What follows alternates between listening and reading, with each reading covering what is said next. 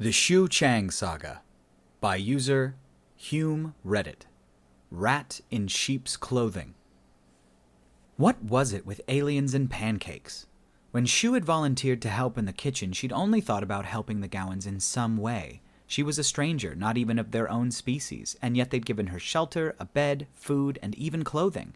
They were amazingly good people, and she didn't feel right lazing about and leeching on their hospitality. After a few weeks, when Myun's lessons got her to the point where she thought she could express herself coherently, she offered to clean, but there wasn't much she could clean.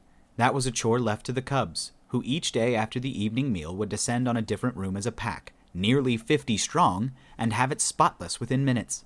It was hilarious and awe-inspiring, and the lone human barely had time to lift a cloth before the job was done. Her next try was helping the sisters with the gardens, but winter was coming, and again there was little to do.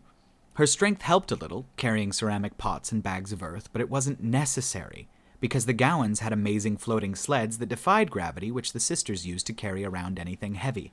It was a subtle reminder that the people who had taken her in were a spacefaring race, possessing technologies hundreds, maybe thousands of years ahead of humanity. Eventually, it was an incident that gave her an idea. The commune often had what she'd call game nights, where the mothers would gather together and play what appeared to be cards. The cards were discs, but had the same general idea. One side was blank, while the other had a picture and a value. The game involved assembling a collection of the cards, and cards could be bartered between players as well as randomly drawn. Each player's pool could be viewed, but not their final collection. So it was like someone had crossed-assembling a puzzle with poker. Ima had invited her to one of these games, and after some brief explanation of the rules, she'd joined in. They snacked on little finger foods that looked and tasted like non-chips, and passed around numerous jugs of a tart juice they called talame, which reminded Xiu of Fanta. They played and chittered and talked, and while Xiu had a rather limited Gowan vocabulary and didn't get most of the jokes, she listened carefully, sipping on her talame. She lost the first 6 games, which really wasn't a surprise. She won the 7th, which was. Soon she was winning almost every game, but the mothers took it in good stride and cheered her wins with amusing little fist pumps. She drank her talame and toasted them for their good sport, though she'd had to explain the gesture. By the 20th game, she was losing again, though that might have had something to do with the fact that the cards had traitorously turned into blurred splotches of color. As it turned out, talame contained rather a lot of alcohol, and Xiu, who never drank, didn't realize it until it was too late. She was so glad her mother wasn't there to see her. It didn't affect Gowans the way it did humans, so the mothers looked on with curiosity and concern as Xiu excused herself, climbing to shaky feet. She made it 5 steps before she fell over, and she had to assure the suddenly worried mothers that she was fine. She was better than fine. Everything was amazing! Xiu was a happy drunk, and her giggles sounded a lot like Gowan chittering. She wasn't really sure whether she was speaking English or Gaori or Mandarin, mind you, and would anyone mind if she slept right here? Shishi. They ended up calling the commune doctor, a serious but pleasant mother by the name of Travai. But there was nothing she could do. She didn't know what was happening, much less what to do about it. So in the end, they just left her where she was too heavy to lift, and kept an eye on her to make sure she didn't vomit or stop breathing. Not difficult, because apparently she snored when sleeping the sleep of the sloshed. When she woke up the next morning, it was to a quietly keening Myun, sitting nearby, worrying about her friend. Xiu managed to assure the little cub that she was fine, or she would be. At that particular moment, her head wanted water, a dark room, and silence. Please, Myun, silence. Eventually, she was coherent enough to explain what had happened to the mothers, as difficult as it was considering she didn't know their word for alcohol. They listened with relief and humor, and though they'd been worried at the time, the entire incident eventually became a source of comedy.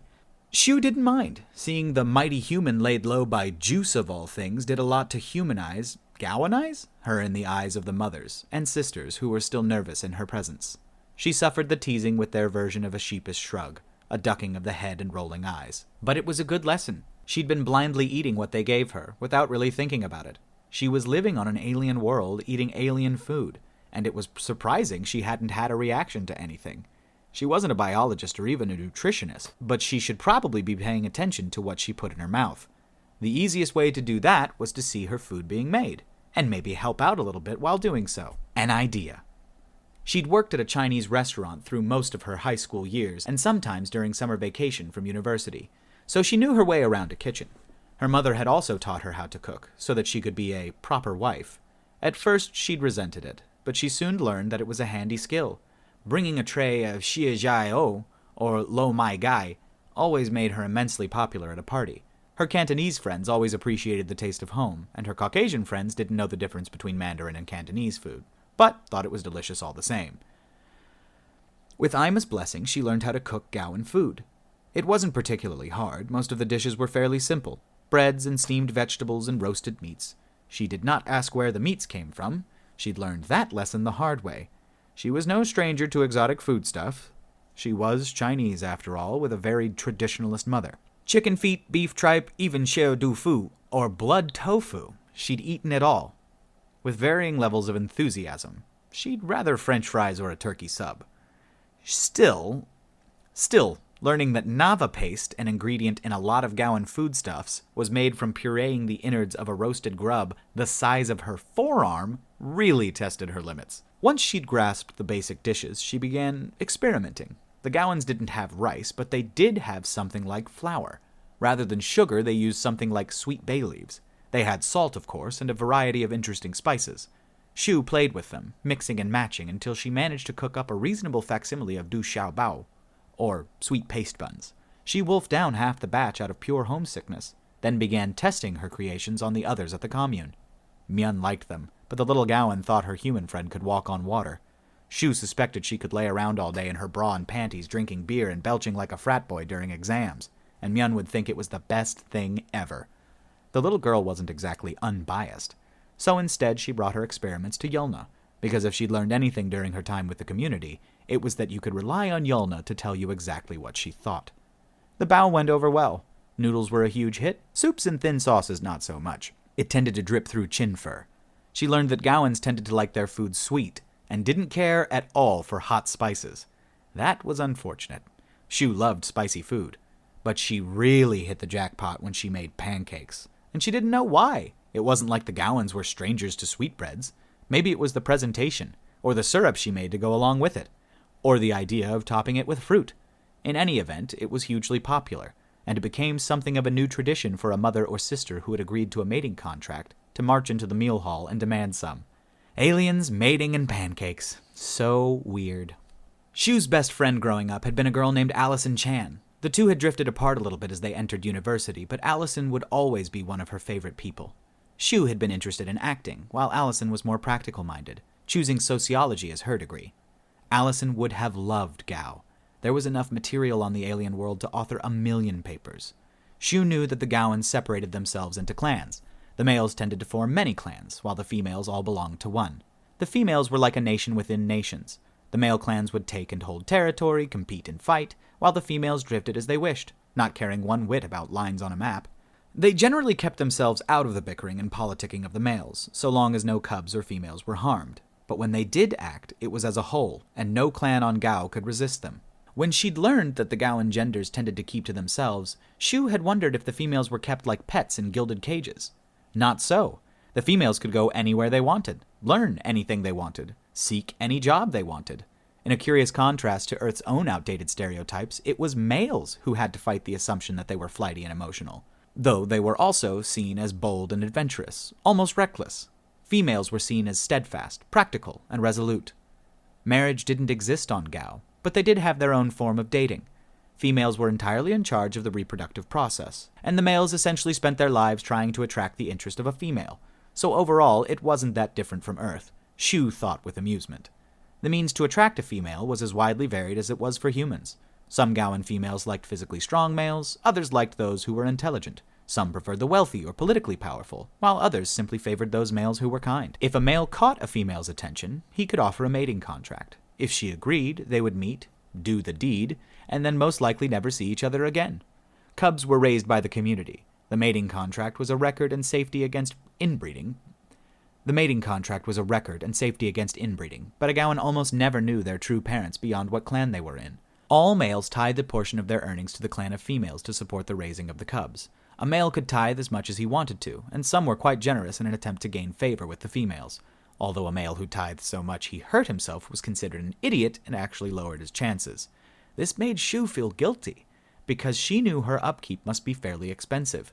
She ate a lot compared to the other females, and though the nutrient spheres she used as supplements were fairly cheap, she also needed to take mineral supplements, particularly calcium. The Gowans were very advanced, but surely her special needs weren't free. Were there 2 or 3 males out there forced to sponsor a female they had absolutely no chance of scoring with? She hoped not. She didn't even like it when a guy would tip too much at her waitressing job in the hopes of getting her phone number. Then there was the search for Earth, which apparently involved up to 3 Gowan cruisers at this point. Xiu tried to picture any government on her homeworld devoting 3 ships to searching for the homeland of one stranger. Ima assured her that it wasn't a hardship. In fact, the males got a thrill out of that sort of thing. Still, Xiu's gratitude couldn't be measured. She hoped she'd have an opportunity to return the favor someday. She wasn't sure how long she'd spent on her adoptive world. It had been about 3/4 of a Gowan year, but she didn't know how long that was in Earth years. She wasn't even sure how long a local day was. She didn't have a watch, and her iPhone had run out of battery within 3 days of her kidnapping and had been left behind at Trigg's facility. But she had to have been on Gao for nearly an Earth year. The Gowans were wonderful people, but somewhere on Earth her parents and brother must think she was dead. And it made her sick to think how they must feel. There was nothing she could do, though. Nothing she could say without sounding demanding or ungrateful. So she helped with the small chores she was capable of, and waited. It was a fairly early morning, and the commune was enjoying its breakfast. It wasn't a pancake day, though one sister, Iama, was heavily pregnant and due almost any day. Most of the commune was enjoying their typical breakfast of cereal, or the Gowan equivalent of oatmeal. The one sign of Xiu's influence was the whipped cream that some of the mothers and sisters were piling on top of their nuts and berries. The human had figured out how to sweeten and whip the liquid from a foodstuff that was remarkably like soy. It was a big hit, both in the commune and beyond. Xiu sat at the table along with the other sisters, a bowl of cereal in front of her, most of it already gone. It was hard not to compare the meal hall of the commune with the great hall from the Harry Potter movies. Closest to the main doors were the long tables where the cubs would sit, chattering and chittering and generally being noisy like children should be. In the middle were the tables where the 30 or so sisters, including the lone human, would sit, more dignified than the cubs, but sometimes not by much. At the front of the room was the single long table, arranged perpendicular to the others, where the 20 mothers who remained at the commune sat and watched the rest. Comparing the commune to Hogwarts often cheered Xiu up. Even the personalities matched in some cases. Mother Garmin, the headmaster, was cheerful and happy and always knew what was going on, though she sometimes pretended otherwise. Serious, watchful Ima was definitely McGonagall. Yulna could be Snape, not because she was malicious or petty, but because she had no time or interest in anyone else's crap and wasn't shy about saying it. Xiu rolled one of her nutrition spheres around in the remains of the nuts in the bottom of her bowl. The spheres didn't taste bad, but they didn't taste good either, and the texture was awful. The crunch of the nuts helped a lot. The sisters at the table paid no mind. Her appetite had long since ceased to be worthy of comment, much to her relief. She knew she needed the nutrients. It was a struggle just to keep her weight up, but she still felt like a gluttonous pig every time she had to eat one of the spheres, a single one of which was an entire meal to a Gowan. She had finished the sphere and was swallowing her calcium supplement when the room quieted slightly. She looked up to see a lone male Gowan marching through the meal hall, catching the interest of some of the cubs and sisters. The male, obviously not a member of the commune, marched up to Garmin and spoke quietly, ducking his head in respect. The nearby mothers could hear what was being said, and as their eyes flickered over to Xiu, she knew what, or who, was being discussed. Garmin caught her gaze and gestured, calling her over. Xiu left her empty bowl, one of the cubs would grab it later, cleaning the tables was part of their chores, and walked up to the head table. Xiu, Garmin greeted. None of the Gowans could pronounce her given name, but honestly a lot of her friends in Canada had struggled too. The head mother nodded toward the male. This is Officer Regari, who is part of the security and executive staff for Mother Supreme Gyomai, and her liaison to the Whitecrest clan. Regari was taller than Xiu, but he still ducked his head respectfully. Sister Xiu, I've been sent by the Mother Supreme to ask you to come to the capital city. I don't know the details, but I believe she needs you for a meeting. He had evidently noticed the slow, careful way Garmin spoke to her and emulated it. Xiu appreciated the gesture. She was still nowhere near fluent in Gaori, the principal language of the world she was on, and when someone spoke too fast, she would get lost. Okay, what reason? She knew her question was clumsy, but to his credit, Regari knew what she was asking. I'm afraid I don't know the subject, but I believe it has to do with the negotiations with the Dominion. Okay, when leave? When do we leave? I have a shuttle here now, and I'll bring you back in time for the evening meal. Garmin held up a paw. Sister Xiu will need someone to come along with her. Ima stood up. I can help. Yulna can teach my class this morning. Oh, joy, the mother in question responded, but she bobbed her head in a Gowan nod. Xiu hid a grin. Realizing something, she turned and raised an arm to wave toward the back of the room where Myun sat eating breakfast with her brothers and sisters, cubs of different mothers who were near the same age. She'd been watching Xiu the moment she'd been called to the front table, and she darted to her feet and practically ran over. Myun, I must go to a meeting in capital, Xiu explained. So probably no Taiji today, okay? Or, the furry little girl perked up from the crestfallen look that had been crossing her features. Maybe if I'm not back, you lead practice, okay? Me? She squeaked. Sure, go through Shua, Ne, Shen, Pai, Shen, Chui. Twice, maybe. But don't make others stay if not want, okay? Yes, I will! Myun made the little fist-pumping gesture that was an eager cheer with both paws, then scurried back to her table to share the news. The corners of Xiu's mouth rose in a closed-lipped grin. Gowan cubs were so ridiculously cute. Myun was a hard worker, too, more dedicated to her martial arts than Xiu had ever been, and she had no worries that the cub could handle the practice group, which had ballooned to nearly a dozen curious and eager cubs of both genders. With that, Ima gestured to Regari, and he led the pair of them out of the meal hall. Xiu noticed a couple of the mothers and a number of the sisters following the tall male with their eyes as they left. Gowan males spent so much time and energy trying to gain the notice of females that those who played aloof or hard to get actually got a lot of attention. Xiu just assumed he was being professional. The landing pad wasn't far from the meal hall, and a small shuttle sat waiting for them, looking for all the world like a futuristic, gull-doored minivan. The two females sat themselves in the back while Regari took the pilot's seat, and soon the vehicle was in the air, humming quietly with whatever strange technologies let it float through the air. Xiu watched the landscape of Gao zip past below them. After being brought to the commune, she'd only left once, again to meet with the Mother Supreme in the capital city, and the alien world was still new and amazing to her. They passed over what was likely farmland, and then what seemed to be suburbs, and what looked to be a different commune of females, judging from the layout. They were too high for Xiu to make out details, and she resolved to ask Ima when they returned. Ima was quiet, letting their alien visitor marvel at the sights to be seen out of the shuttle's windows. After what Xiu guessed to be close to an hour, the capital city of Gao rose into view. The city, named Lavmai apparently, but everyone just called it the city, was a huge arrangement of towering spires that wouldn't have looked out of place in a Star Wars movie, glittering with lightweight but strong crystal and futuristic metals. Near the center was the spaceport, and ships could be seen rising or falling slowly toward it, ranging from darting Gowan personal craft barely larger than their shuttle to enormous lumbering beasts 10 times the size of the American aircraft carrier which had once visited Victoria. The Clan Hall, or center of government for the planet, was located not far from the spaceport. The building was relatively squat compared to those around it, in part due to its age. A few landing pads were arranged like leaves here and there along its length, and their shuttle descended toward one at the very top. A few Gowans waited patiently along the walkway leading into the building. Judging from the blue-green colors one of them wore, the colors of the Gao sky, Mother Supreme Giamai was present, which meant the others were her attendants. Xiu smoothed out her own red overalls nervously. All Gowans wore overalls as their daily clothing, though personal tastes would add patterns or extra pockets, or other customizations. Xiu had been provided a number of her own, tailored for her longer legs, and because she didn't have fur, the mothers had put their heads together and effectively invented the shirt. A number had been made and given to her, in varying colors.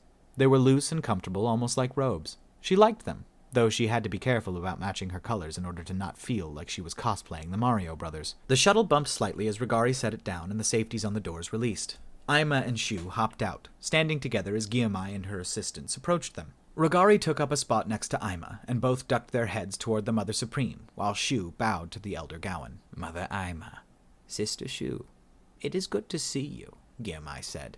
She turned to Regari. You were very prompt, Officer Regari. Thank you. Of course, Mother Supreme. If I may be excused. Of course. I will send a message when I need you again. The male ducked his head again, turning to repeat the gesture to Ima and Xiu. Then he turned, entering the building via the walkway. The eyes of the majority of Giamai's assistants followed him. The Mother Supreme turned to Xiu, noting the way the human observed the other females. Her muzzle was set in the way that indicated amusement. You are wondering if he is a particularly handsome Gowan male. The answer is very much yes. Xiu almost burst into laughter, especially as the younger females, including Ima, looked embarrassed. That explains much, she replied. Indeed. Too bad I am too old. Giamai remarked, drawing a shocked widening of the eyes from her retinue. Come, walk with me. Xiu obediently fell in beside the elder as she led the way into the building. Inside the clan hall was broad, rose-colored hallways with dark, wooden, rounded ceilings, dotted here and there with flowers and grasses set in long planters along the walls. Xiu would almost think she was inside a hobbit hole, except for the occasional painting mounted on the walls, which were actually digital three-dimensional representations of various places around Gao, including from high in the sky and from space. The Gowan seemed to like a more natural decor. Their buildings actually seemed less futuristic than Trigg's prison, but Xiu knew the miracles were there, hidden underneath. Ima and the assistants, Xiu still didn't know what the half-dozen females actually did, had fallen in behind them as Giamai led them through the halls. The lone human glanced sideways at Giamai. You need me for something? You need me for meeting, she asked. Yes, the elder replied, though not with me. A representative from the interspecies Dominion is here, and he has asked to speak with you. The Dominion? They were the interstellar group that Gao was thinking of joining, weren't they? The organization that knew where Earth was. Xiu felt hope flare inside her. They had moved into a very wide, tall hallway that looked to stretch the entire length of the building. More Gowans, most male, were walking past, and they all ducked their heads in respect to the Mother Supreme. Wide doors made of wood or some similar alien material, nearly 6 meters tall, were set here and there along the hallway. Giamai came to a stop in front of one of the pair of doors, turning to Xiu. Yes, his name is Furfig, and he is Governor Raga Vendragon. He has asked to speak to you alone. They are a large species, but they are plant-eaters and friendly. You need not be afraid of him. The elder Gowan laid a paw on Xiu's arm. I do not know what he wants to speak to you about, but I have hopes that he intends to help you. Do not agree to anything that makes you uncomfortable. If you are unsure, call for me. We'll wait here, Ima promised. Xiu wanted to hug the Mother Supreme, but resisted. I will. Thank you. At Giamai's nod, she turned to the door and touched the sensor bar that stretched from the level of her waist to a scant meter from the top of the door. The door swung inward, obediently without even the creak of hinges, and sensing her movement, closed immediately after she stepped through. The room was huge and open, and the light from Gao's sun shone through the crystal windows that lined the upper part of the ceiling. A circle in the floor showed where a table could rise up out of the floor, surrounded by smaller circles that showed the locations of chairs that could do the same, adjusting their heights and shapes based on the species trying to use them. Xiu marveled at them the last time she was in the capital, after she'd been confirmed as part of the clan of females, but politely asked to meet the other clan leaders, simply to smooth over any tension because of it. All right, guys, that is going to do it for the first part of this chapter. This one is a little bit long, so I had to split it up into 2 parts. The second part should be either tomorrow or Monday. It depends. I know I won't have time to do it Sunday, though. I did have to re-upload a video. Yesterday's video, legwork, had to be re-uploaded because someone noticed that about 2 whole minutes were missing from the end of it. So if you haven't watched the last 2 minutes, watch the last 2 minutes. It's actually really good. It's Terry Boone basically giving her last will and testament, and it's pretty dope. So thanks, guys, again for watching, and stay tuned for more. And if you feel like it, please click like, subscribe, and go to my Patreon. And if there's anything that you can contribute to help the channel keep growing, I would really appreciate it. Thanks, guys. Bye.